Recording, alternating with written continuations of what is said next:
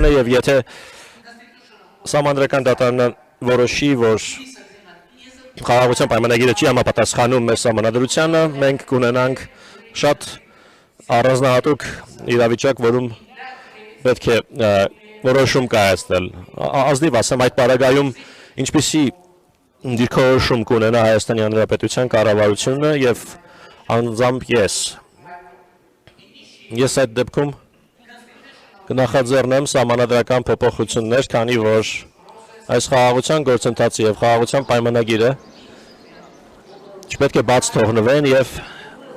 կփորձենք եւ կհամոզենք մեր հասարակությանը,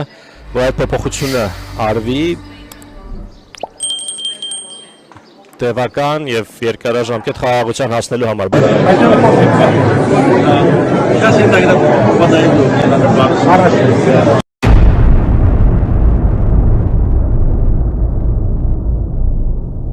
Եվ ընդհանրապես պետք է ասեմ, որ ԵԱԿ-ի Մինսկի խմբի